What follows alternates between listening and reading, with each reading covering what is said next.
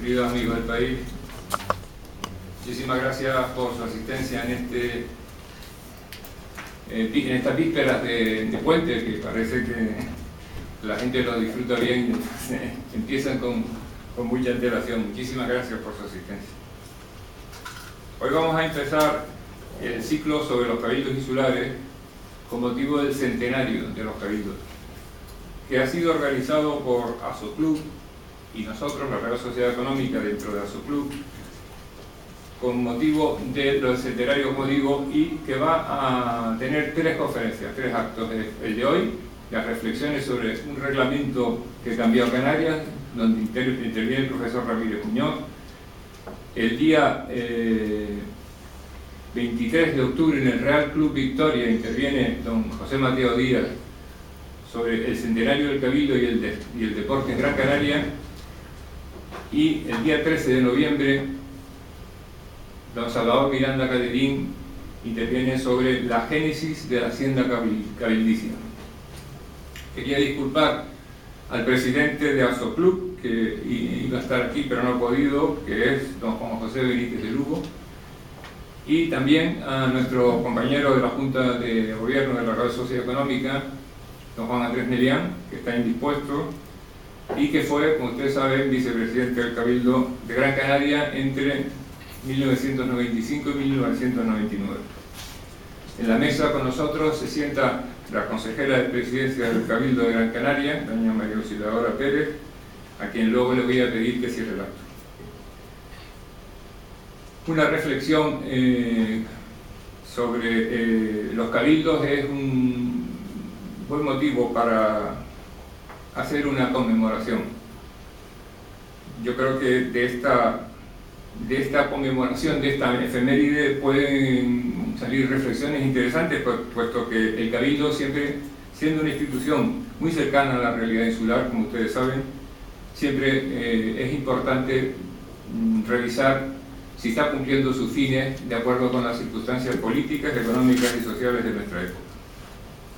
El Cabildo, como ustedes saben, ha pasado por distintas etapas políticas dentro de la historia de España. Ha pasado por la España de la Restauración, por la España de la dictadura de Primo de Rivera, por la España de la República, por la España de la dictadura siguiente, por la España democrática actual, y sin embargo mantiene, a mi juicio, constantes muy importantes de convergencia y de colaboración y de responsabilidad de las fuerzas políticas que están presentes. Una de las cosas más sorprendentes del libro de don Manuel Ramírez es cómo desde el primer momento decidieron abandonar las banderías y la politiquería, como se decía entonces, y parece que de alguna manera esa línea de actuación ha sido bastante continua. Don Manuel Ramírez Muñoz, historiador, es capitán del Cuerpo de Especialistas Radiotelegrafistas del Ejército del Aire. Su vida profesional, hasta su jubilación, transcurrió en su totalidad en la base aérea de Gando. Es graduado social por la Escuela Social de Canarias, licenciado en Geografía e Historia por la UNED, doctor en Geografía e Historia por la UNED, y es profesor, es profesor del Centro de Estudios Sociales de Las Palmas desde 1978, hasta que la carrera de graduado social pasó a depender de la Universidad Las Palmas de Gran Canaria con la nueva titulación de Relaciones Laborales. Es profesor tutor del Centro Asociado de la UNED de Las Palmas de Gran Canaria desde 1988 hasta la fecha, y es secretario del Seminario de Humanidades Agustín Millares Carlo del Centro Asociado de la UNED de Las Palmas de Gran Canaria. Tiene los premios de investigación Viera y Clavijo, sección de Historia, por su trabajo Historia del Cabildo Insular de Gran Canaria 1912-1936, premio extraordinario de doctorado en 1993 y premio de investigación Ciudad de Las Palmas de Gran Canaria por su trabajo con el aire que viene del desierto, la langosta peregrina en el horizonte de Las Palmas de Gran Canaria. También es autor de un precioso libro sobre el aeropuerto y la aviación en la isla de Gran Canaria, titulado Alas de Paso, que probablemente lo conocerán también. Y a partir de este momento yo le cedo la palabra a don Manuel para que empiece su disertación sobre el reglamento que cambió a Canarias.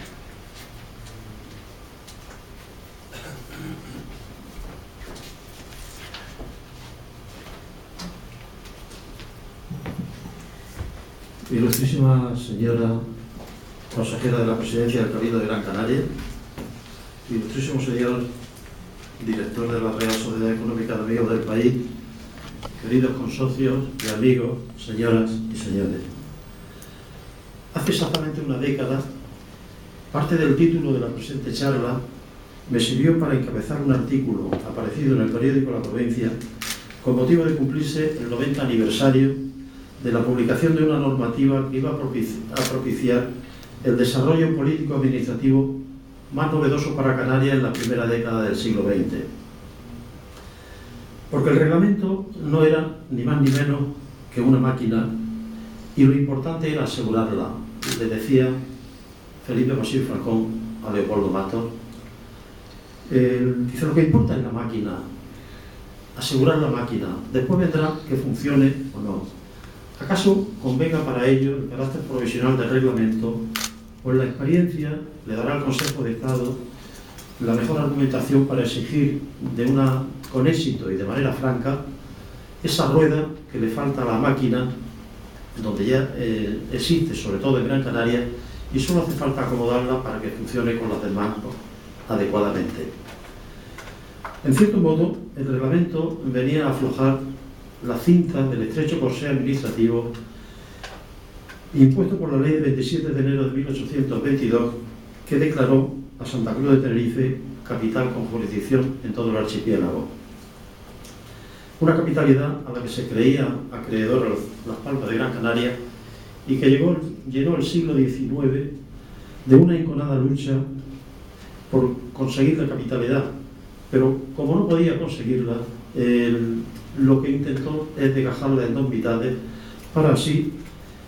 sacudirse el yugo que representaba la sumisión administrativa a los órganos oficiales radicados en Tenerife. Por ello creo que no hay texto más clarificador sobre la atmósfera política que se respiraba en Gran Canaria en los primeros años del siglo XX que el contenido de una carta de Felipe Basío a Leopoldo Matos, escrita el 24 de enero de 1912, cuando se discutía en el Congreso la reforma en profundidad de la administración local que para Canarias traería de la mano la ley de cabildos insulares. Y es que ocurre lo que te he dicho muchas veces, que el gobierno no se da cuenta del crecimiento de este pueblo y le pasa lo que al padre que tiene un chico que crece mucho y se empeña en que siempre ha de llevar la misma ropa y los mismos zapatos. Llega un momento en que el chico materialmente no puede ponerse ni aquella ni esto, el padre se hace el tonto y el pobre chico termina o por meterse en la cama o por escaparse de la casa paterna. Gran Canaria no hizo ni una cosa ni la otra y con el reglamento en la mano fue minando las columnas que sostenían el rígido edificio de la Diputación hasta que 15 años después la división provincial cayó como una fruta madura que el decreto de septiembre de 1927 solo vendría a confirmar. Y de alguna manera las líneas que Juan Melián Alvarado escribe a Fernando León y Castillo, día antes de que el reglamento se aprobara, resultan no solo proféticas, sino ponen de relieve el clima político-social en el que vivían inmersas las dos islas mayores. Afortunadamente hemos dado un paso de gigante. Los de Tenerife no saben lo que han perdido. No hemos dividido la provincia, pero la hemos destripado y desentrañado como un pájaro destinado a un museo. No es la primera vez, ni creo que será la última, que estos breves textos salen a la luz porque reflejan de manera harto elocuente no solo el pensamiento de sus autores, que a pesar de la gran carga de subjetividad que lo envuelve, sobre todo en el caso de don Felipe, podemos deducir que expresaban el sentir mayoritario de los gran canarios. Y lo sacamos a colación precisamente porque esto, aunque breve, nos pone en la pista del conocimiento de nuestro pasado y tal vez nos pueden ayudar a movernos con seguridad en el intrincado laberinto de nuestra historia político-administrativa.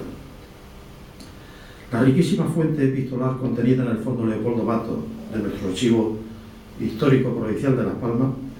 formada por las cartas que casi a diario le escribía a su tío Felipe, constituyen un poderoso auxiliar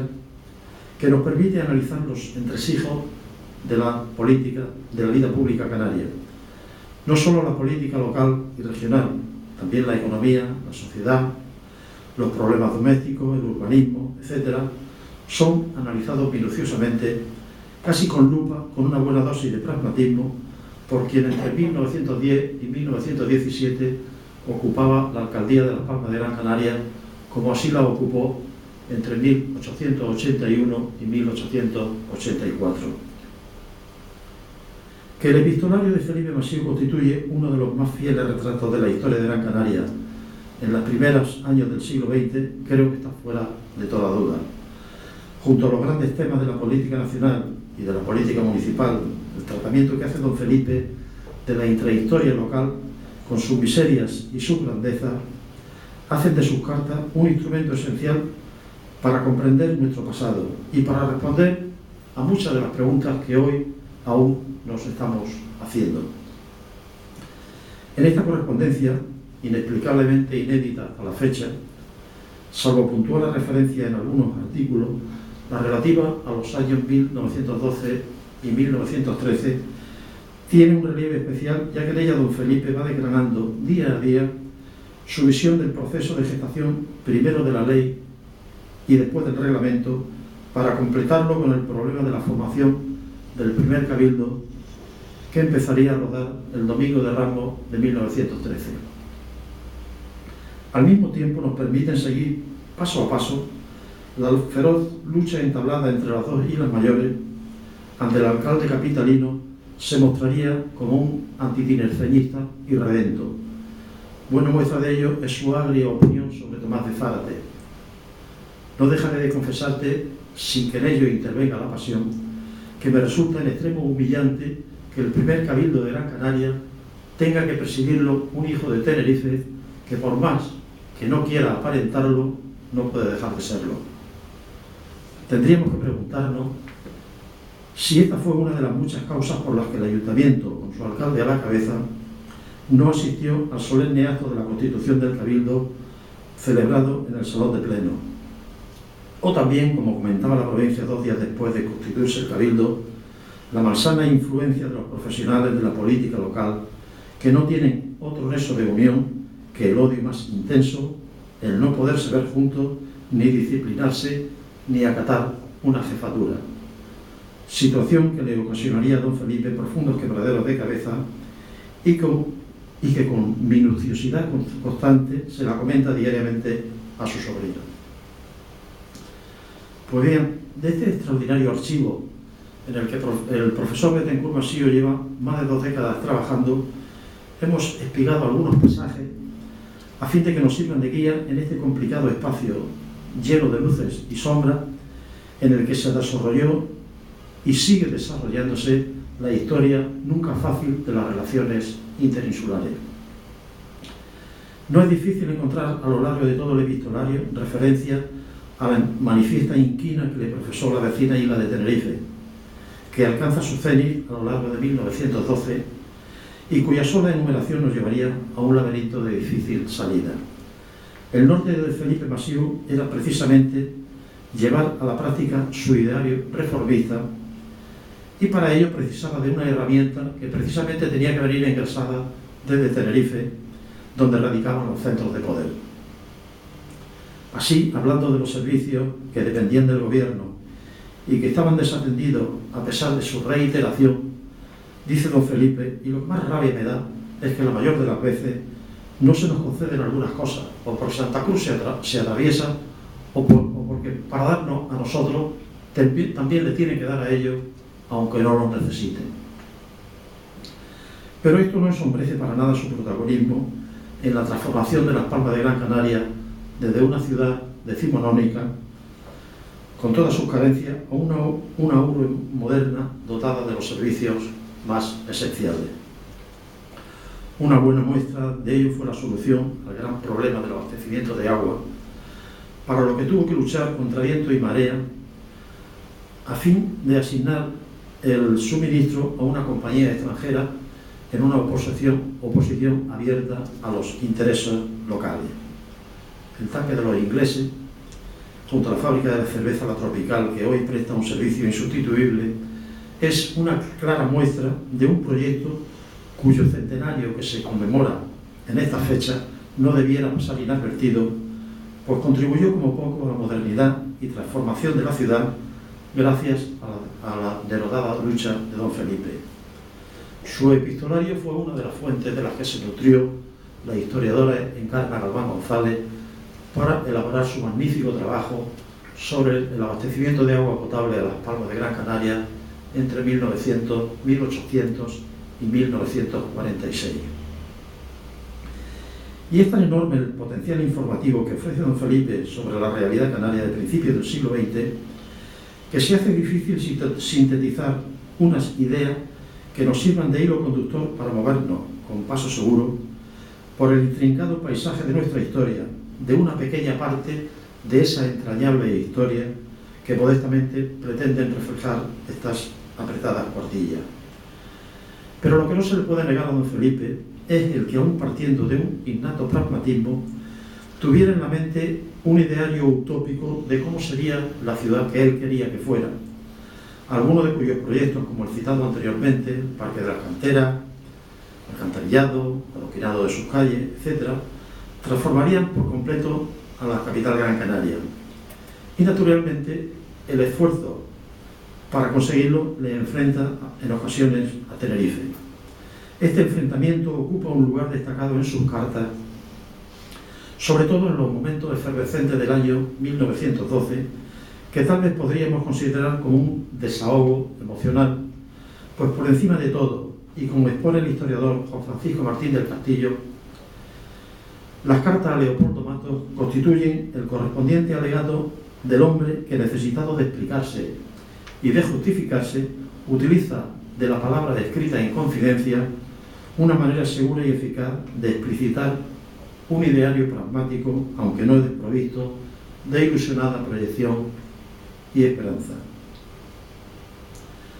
La historia de los cabildos insulares y su devenir a lo largo de 100 años que estos días empiezan a conmemorarse es apasionante, pero al mismo tiempo desconocida. La historia de los cabildos insulares es apasionante porque se trata de organismos que han sido capaces de concitar en sí toda la realidad política, social, económica y cultural de las islas, dejando una huella indeleble en la memoria colectiva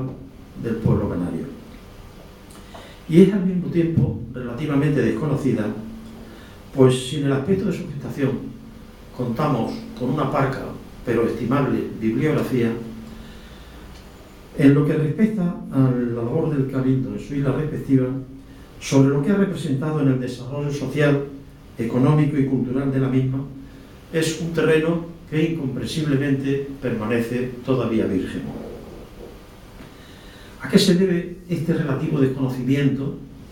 de la historia de los cabildos cuando precisamente el cabildo es algo consustancial al hecho insular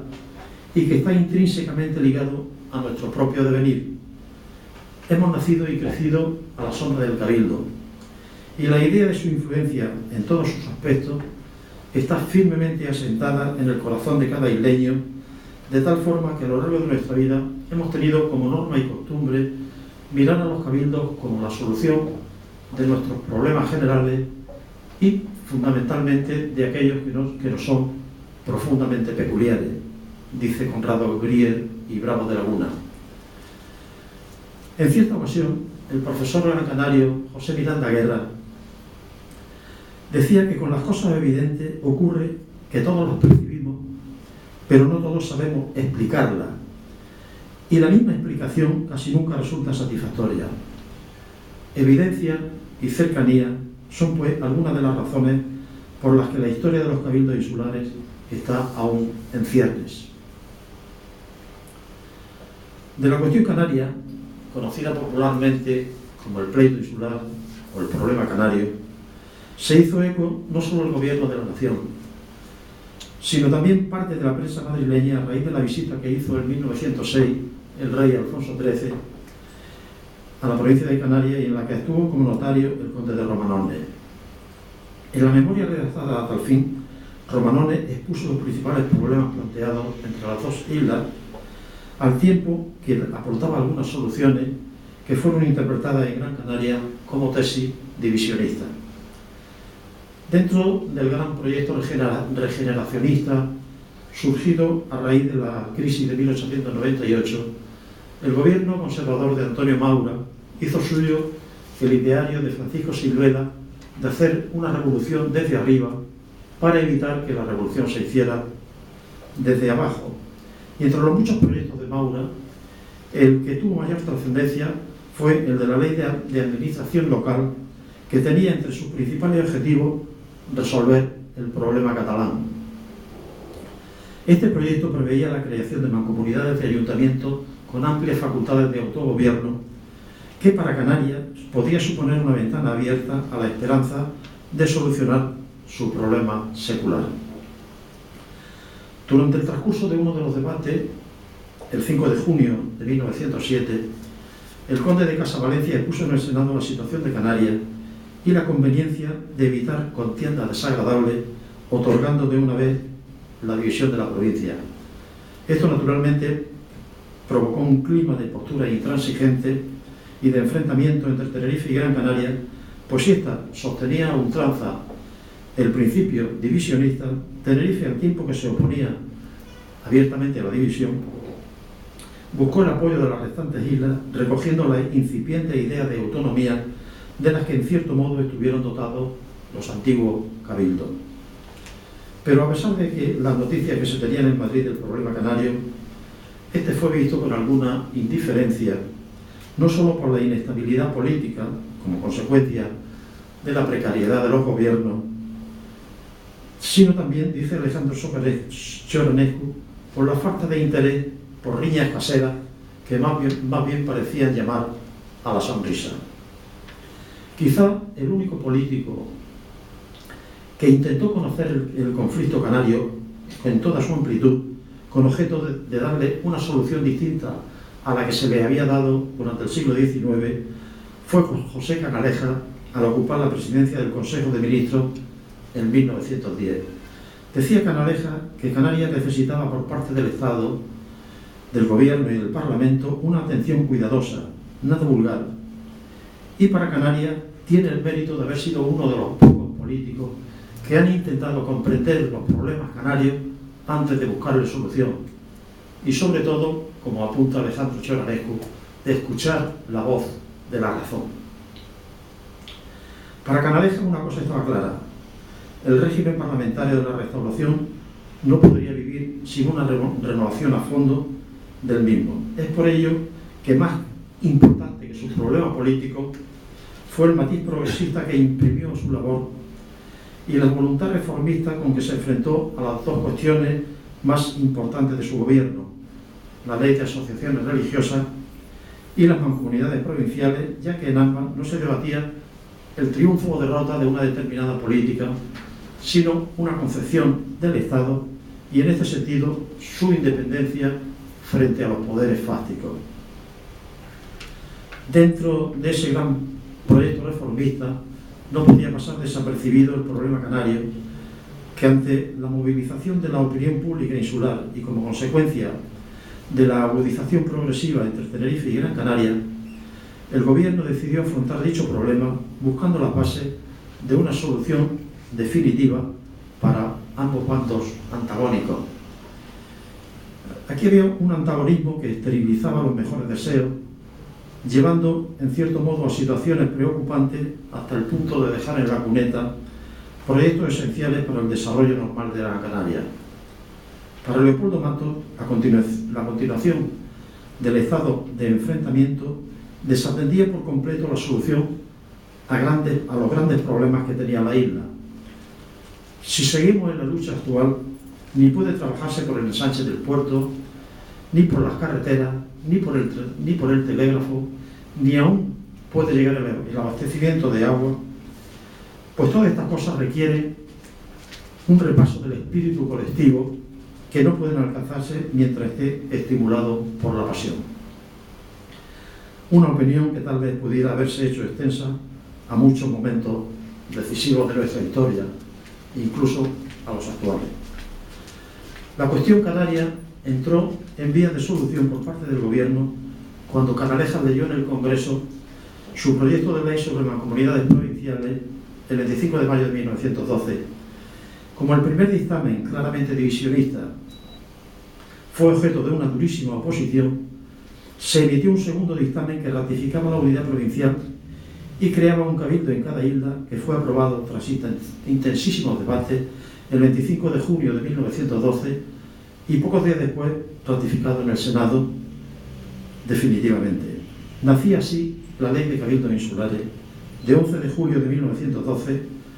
una ley hoy centenaria que reinstauraba las antiguas corporaciones al tomar materias propias de los municipios y de la provincia. Hace casi 4 décadas, el ilustre notario e historiador tinerfeño recientemente fallecido, Marcos Guimerá Peraza, escribió que la historia de los cabildos acredita el acierto de su restauración porque son reflejo de la realidad física, geográfica fundamental que es la isla. Son entidades naturales, verdaderos cuerpos intermedios en el tejido social del archipiélago. Lo difícil era encajar las nuevas corporaciones entre el municipio y la provincia. Esto se consiguió gracias a un reglamento que en cierto modo llenó los huecos que había dejado la ley y que se convirtió con el paso del tiempo en un poderoso instrumento legal en manos de Gran Canaria para socavar los cimientos del centralismo provincial representado por la Diputación. Si en Tenerife la ley fue acogida positivamente, pues alejaba el fantasma de la división, no lo fue con el mismo entusiasmo en Gran Canaria, pues no llenaba el ideal divisionista que latía en la política isleña. Un entusiasmo que se recuperaría gracias a la labor de Leopoldo Matos y del director general de Administración local, José León y Alvareda, que contaron con la colaboración de Fernando de León y Castillo y de Luis Morote. Si Leopoldo Matos fue el verdadero artífice del reglamento, no hay que olvidar la participación de su tío Felipe, el cual, a través de una abundante correspondencia, le escribía casi a diario, aunque no le marcaba directamente las pautas a seguir, sí le comentaba su idea para conseguir una normativa que satisficiera el deseo más sentido de Gran Canaria: vernos libres de las garras de Tenerife, le decía cuando aún la ley estaba en trámite parlamentario. Y que Leopoldo Matos tenía en cuenta el contenido de las cartas de su tío lo demuestra cuando dice: todo lo tengo muy presente, las leo y releo, pues me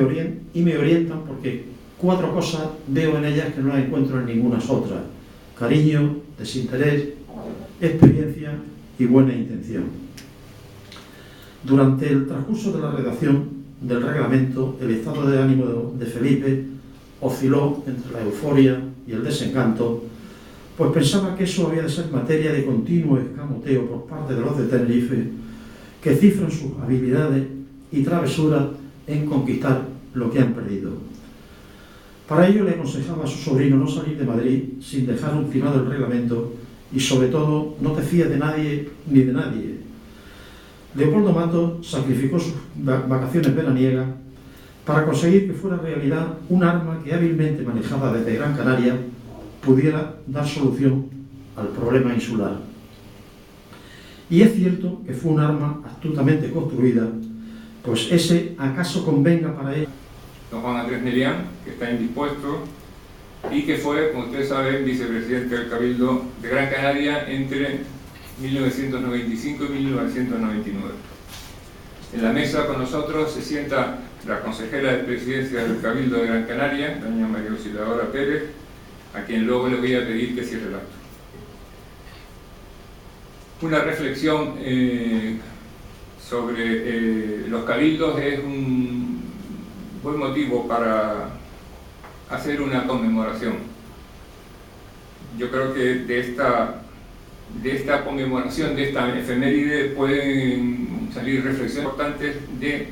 convergencia y de colaboración y de responsabilidad de las fuerzas políticas que están presentes. Una de las cosas más sorprendentes del libro de don Manuel Ramírez es cómo desde el primer momento decidieron abandonar las banderías y la politiquería, como se decía entonces, y parece que de alguna manera esa línea de actuación ha sido bastante continua. Don Manuel Ramírez Muñoz, historiador, es capitán del Cuerpo de Especialistas Radiotelegrafistas del Ejército del Aire. Su vida profesional, hasta su jubilación, transcurrió en su totalidad en la base que cambió a Canarias, donde interviene el profesor Ramírez Muñoz. El día 23 de octubre en el Real Club Victoria interviene don José Mateo Díaz sobre el centenario del Cabildo y el deporte en Gran Canaria. Y el día 13 de noviembre don Salvador Miranda Caderín interviene sobre la génesis de la hacienda cabildicia. Quería disculpar al presidente de Asoclub, que iba a estar aquí pero no ha podido, que es don Juan José Benítez de Lugo, y también a nuestro compañero de la Junta de Gobierno de la Real Sociedad Económica, queridos amigos del país. Muchísimas gracias por su asistencia en estas vísperas de puente, que parece que la gente lo disfruta bien y entonces empiezan con mucha antelación. Muchísimas gracias por su asistencia. Hoy vamos a empezar el ciclo sobre los cabildos insulares con motivo del centenario de los cabildos, que ha sido organizado por Asoclub y nosotros, la Real Sociedad Económica, dentro de Asoclub, con motivo del centenario, como digo, y que va a tener 3 conferencias, 3 actos. El de hoy, las reflexiones sobre un reglamento interesante, puesto que el Cabildo, siempre siendo una institución muy cercana a la realidad insular, como ustedes saben, siempre es importante revisar si está cumpliendo sus fines de acuerdo con las circunstancias políticas, económicas y sociales de nuestra época. El Cabildo, como ustedes saben, ha pasado por distintas etapas políticas dentro de la historia de España. Ha pasado por la España de la Restauración, por la España de la dictadura de Primo de Rivera, por la España de la República, por la España de la dictadura siguiente, por la España democrática actual, y sin embargo mantiene, a mi juicio, constantes muy importantes